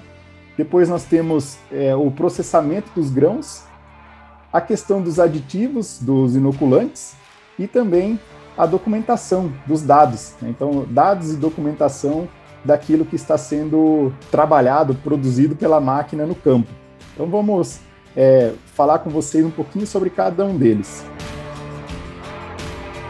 Sobre o ponto de colheita ou janela de colheita, a gente tem que aproveitar ao máximo o que a máquina pode oferecer. Então hoje o projeto da forrageira autopropelida ele conta com uma série de itens de performance que garante a máxima eficiência de colheita. Eu consigo retirar grandes quantidades de silagem, de milho picado do campo por hora. E se a gente for pensar no fluxo desse material dentro da máquina, ele passa rapidamente, eu estou falando rapidamente, estou falando aí de 2 a 3 toneladas por segundo, passa por dentro da máquina de material. Então, é rápido que é esse processo. Então, imagina só, a máquina recebe o material pela plataforma, então a plataforma corta o material, o milho entra deitado para dentro da máquina, os rolos alimentadores ali, ao mesmo tempo eles puxam o material de forma uniforme e comprimem esse material, direcionando eles para a cabeça de corte ou cilindro de corte, que aí vai picar o material. Esse material, depois de picado, passa por processadores de grãos, são 2 rolos que processam os grãos, e aí ele sobe. Antes de passar pela calha de descarga, ele passa por um processamento de aplicação de aditivo ou inoculante, daí sim ele sobe e vai em direção à calha e cai no caminhão. Antes disso, ele passa por uma análise do Harvest Lab, que é um sistema que vai fazer a medição da quantidade de matéria seca existente nessa silagem. Se a gente falar de janela de colheita, quando falamos de silagem de alta performance, a gente praticamente elimina aquelas ensiladeiras de uma linha, ensiladeiras de 2 linhas, porque o rendimento operacional delas é muito baixo comparado com o rendimento de uma forrageira autopropelida, que Por exemplo, se eu estiver trabalhando aí com 7,5 metros de largura de plataforma, eu consigo colher mais de 30 hectares por dia com uma forrageira dessa. Se eu estiver trabalhando com 6 metros, que é o mais comum de você encontrar aí no Brasil, eu consigo tranquilamente mais de 25 hectares por dia, pensando em trabalhar com uma janela aí de 10 horas de trabalho.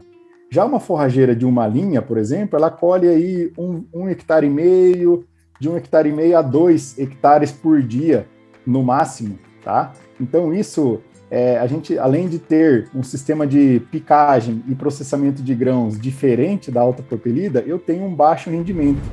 Às vezes eu tenho que iniciar a minha colheita muito cedo, com um teor de matéria seca baixo, para conseguir no final da colheita, daquele talhão ou daquela minha área, chegar aí numa condição média mais ou menos favorável para a produção. Já uma autopropelida, eu consigo já iniciar a minha colheita num teor de matéria seca já elevado, conseguir finalizar a colheita com um teor de matéria seca ainda maior, porém dentro dos padrões aceitáveis para a máxima qualidade do alimento, devido à sua alta capacidade operacional. Com relação a tamanho de partícula, que seria o nosso segundo ponto que a colhedora afeta, a máquina ela tem diferentes mecanismos que favorecem o tamanho de partícula ideal para ser entregue no silo. E aí o tamanho de partícula ele ganha uma importância muito grande. Ele tem uma relação direta com o teor de umidade, então quanto maior for a umidade, também maior vai ser o tamanho do picado, porque eu consigo reter essa umidade na planta, né, no material. Se eu picar um tamanho pequeno demais, um material com alta umidade, ocorre muitas perdas no silo relacionadas a nutrientes principalmente, né? O líquido que escorre do silo, chamado chorume, leva embora todos os nutrientes que estavam na planta, né? Se ele tivesse picado um tamanho maior, ele ficaria retido ali. Então, o tamanho do picado da partícula tem relação também com a compactação. Ele não tem tanta influência na questão da digestão dentro do rumen, mas ele não pode ser também muito pequeno, porque o rumen ele tem muitas curvaturas ali dentro do rumen que também podem sofrer para fazer a movimentação desse material dentro do rumen no momento que eu tenho uma quantidade grande de material pequeno ali. E aí a gente consegue, de dentro da máquina, trabalhar, por exemplo, a questão do tamanho do picado em relação à quantidade de matéria seca. Se eu tenho já um material com teor médio de matéria seca para silagem, vamos considerar de 30% a 37% de matéria seca, eu posso picar de 8 a 12 milímetros.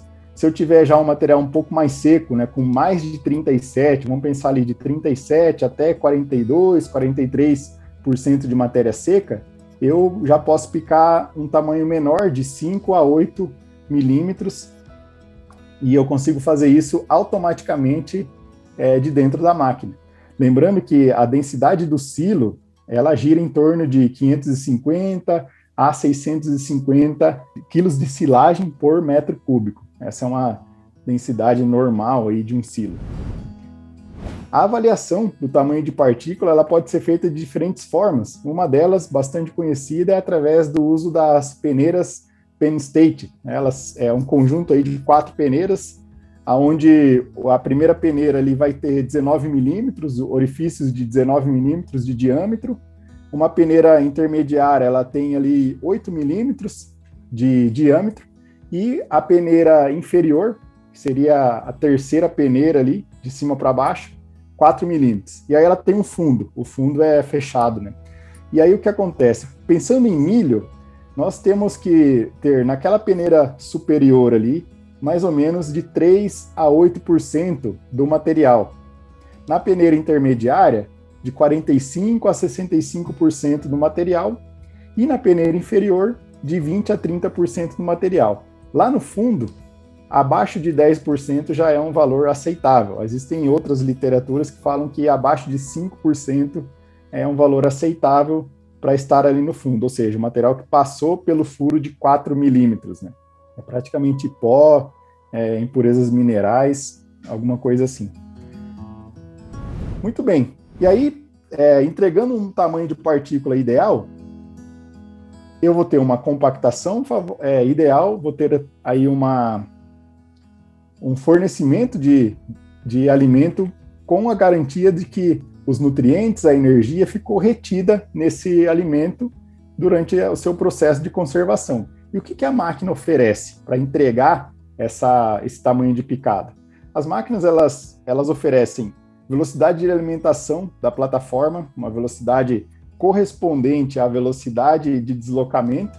Então, eu tenho uma fluidez do material, desde a plataforma, passando pelos rolos alimentadores, muito grande.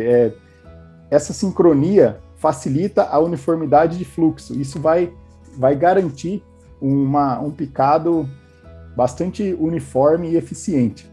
Eu tenho o sistema de afiação de facas e finalização da afiação, um sistema muito rápido de ser feito lá no campo, assim como o ajuste da contrafaca, porque o processo de corte ele é assim, eu tenho a faca que gira na cabeça de corte, ali no cilindro de corte, e eu tenho a contrafaca. Então, é um processo de cisalhamento que acontece ali, é como se fosse o efeito de uma tesoura cortando o material. Então, o milho vem deitado aqui, passa, e aí comprimido, né? E aí aquela faca corta rente a contrafaca ali. Então, esse ajuste, essa proximidade que existe entre a faca que gira e a contrafaca, ela é muito importante para garantir um corte preciso e também o tamanho ideal desejado. Além de, claro, todas as facilidades de ajuste e calibração. Isso existe dentro da máquina de forma fácil e simples, porque são ajustes que são feitos várias vezes durante o dia, durante o processo de colheita. Dependendo do grau de exigência do material, às vezes eu faço aí de 2 a 3 vezes por dia essa afiação de facas e ajuste de contrafaca. Então nós já passamos por ponto de colheita ou janela de colheita, tamanho de partícula, e agora vamos falar do processamento de grãos. Pessoal, o processamento de grãos, ele é muito importante, como eu já falei ali anteriormente, porque eu preciso garantir que aquilo que está dentro do grão, né, em termos de energia, nutrientes, seja entregue para os animais. E para que isso aconteça, esse grão precisa ser quebrado no momento da colheita. E aí, esse grão quebrado, ele vai aí ter o tamanho do picado ali, ele vai ter 4,75 milímetros. Então, olha só, se eu pegar esse grão de milho aqui, eu tenho que ter esse pedacinho ali de 4,75 milímetros para que eu consiga ter um aproveitamento desse material que está dentro do grão pelo animal. Uma coisa importante, né, o processamento de grãos, ele deve quebrar o grão. Um grão riscado, amassado, trincado, não é suficiente para que a gente tenha o aproveitamento máximo do que está no grão do milho pelos animais. E o que a máquina oferece para garantir esse grão processado? Assim como a facilidade de ajuste e calibração presente na plataforma, nos rolos alimentadores, no sistema de corte, de picagem, a gente tem também uma facilidade de ajuste e calibração no processamento de grão, justamente porque eu preciso estar sempre fazendo aquela sintonia fina para que eu tenha a melhor regulagem. Eu consigo fazer de forma fácil a troca do processador, eu consigo trabalhar com diferentes velocidades, porque o processador, eles são ali 2 rolos, né, um superior e um inferior. Esses rolos, então, eles giram em velocidades diferentes. O superior pode girar aí de 24%, de 32%, até 50% de diferença, girando mais rápido do que o inferior, para tornar ainda mais agressivo o processamento do grão. Então, isso tudo são recursos que favorecem e que garantem que o grão esteja realmente quebrado, triturado ali, processado, né? Existem também diferentes tipos de rolos dos processadores de grãos. Então, nós temos ali processadores que são de tipo de dente de serra padrão. nós temos aquele que é uma serra completa, tem o serrilhado Duraline, que tem um revestimento externo ali, que garante uma durabilidade maior com relação a atrito e a abrasão. Tá? Então, o rolo superior, ele gira mais rápido do que o inferior, podendo ser 24%, 32%, 40% ou até 50% mais rápido do que o rolo inferior. Então, isso é muito importante para que o processamento seja garantido.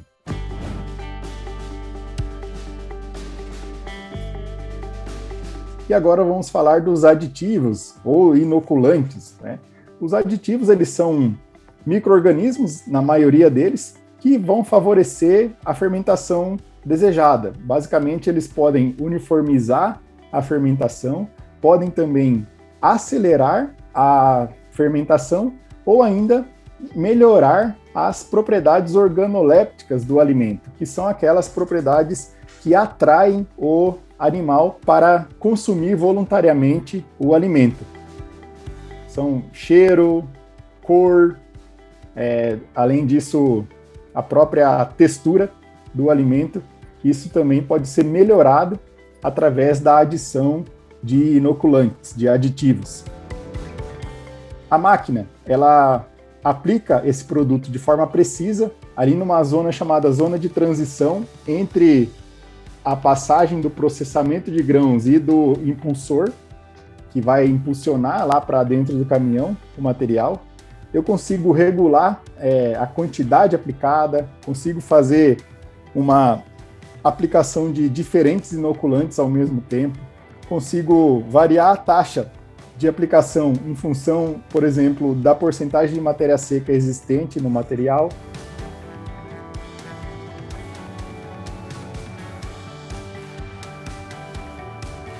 E os dados, né? O último ponto aí são os dados gerados pela colhedora, pela forrageira.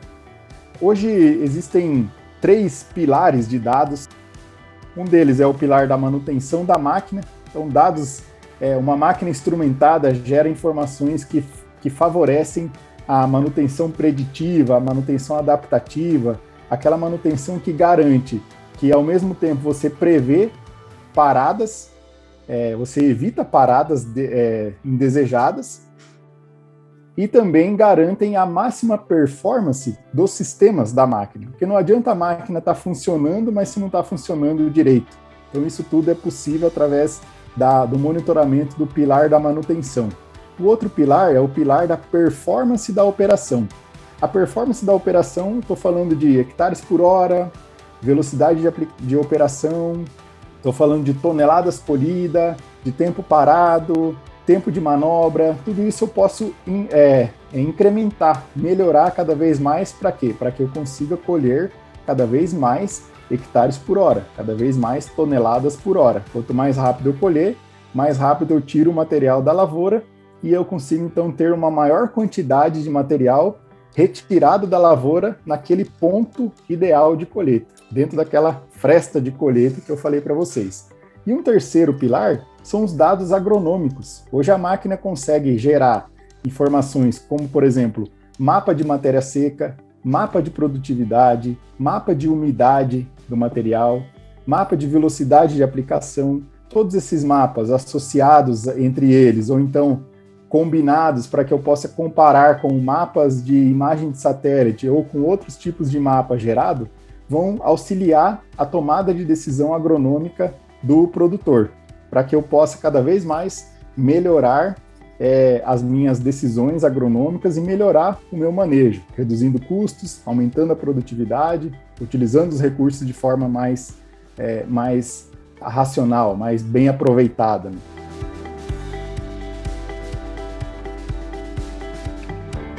E a agricultura digital, pessoal, ela vem de encontro à agricultura de alta performance. Ela se baseia em 4 pontos importantes, que são a instrumentação. Hoje a máquina forrageira é totalmente instrumentada para garantir a máxima geração de informação. Os dados gerados em massa são muito importantes para que eu possa depois utilizá-los para melhorar a minha tomada de decisão.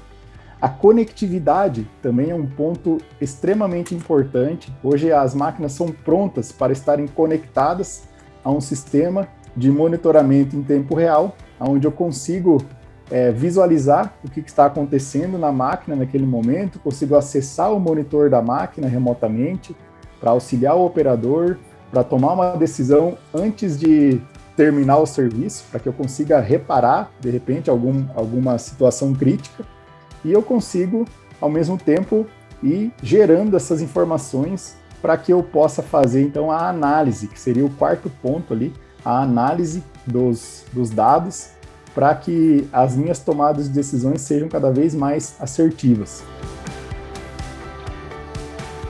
E a máquina oferece para nós piloto automático, Hall Sense. Hall Sense é um sensor que vai lá na ponta, no meio da plataforma, na ponta de um dos divisores de linha, e quando em contato com as plantas de milho, ele ajuda a direcionar a máquina naquela direção onde estão as plantas. Então isso deixa o operador livre da direção da máquina, ajudando ele então a ficar atento ao processo de colheita. Realmente, a gente fala que realmente o operador colhe nesse momento em que ele deixa a direção por conta da máquina, ele realmente vai colher. Fazendo uma analogia com o piloto de avião, o operador de uma forrageira ele vai instrumentar a máquina durante o movimento da máquina. Então, enquanto ele está lá dentro, ele está olhando a qualidade do picado, ele está olhando a quantidade de matéria seca que eu estou colhendo, ele está olhando o visual dentro do caminhão ou da carreta, o posicionamento da calha, e tudo isso eu consigo através dessas tecnologias. Além disso, do piloto automático, eu tenho um sistema chamado de preenchimento automático que movimenta a calha automaticamente. Então essa calha, ela vai preenchendo o caminhão ali sozinha, sem a necessidade da interferência do operador. Além disso, como eu já comentei anteriormente, os pilares do monitoramento, que são realizados nas máquinas da John Deere através do JD-Link e do Operation Center.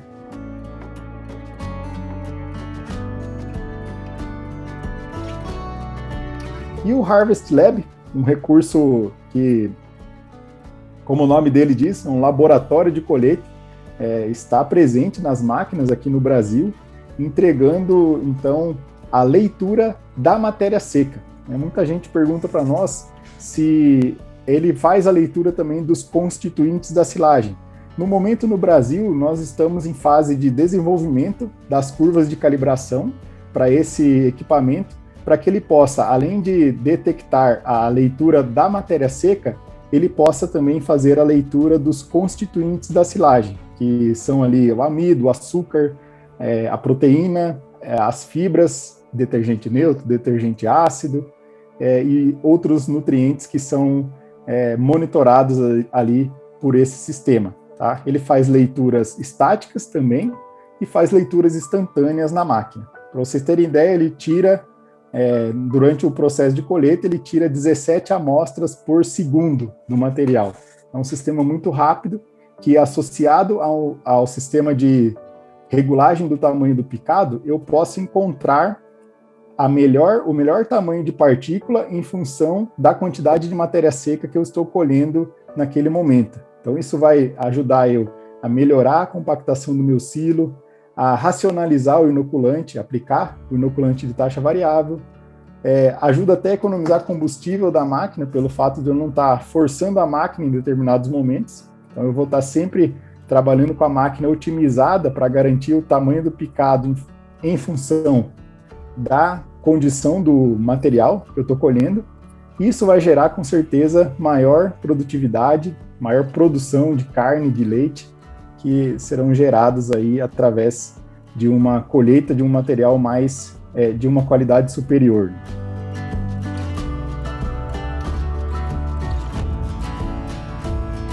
Pessoal, então esses foram os pontos que eu gostaria de ter abordado aqui com vocês e estarei à disposição para que possamos tirar mais dúvidas. Muito obrigado.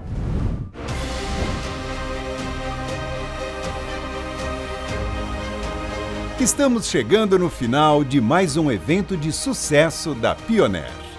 A segunda edição do evento A Força da Silagem está terminando. Mas antes de fecharmos, nós gostaríamos de chamar alguns dos personagens do nosso evento para tirar as dúvidas que chegaram do chat. Agora com vocês, ao vivo, Robson de Paula, Lucas Silveira, Dimas Cardoso e João Paulo de Freitas.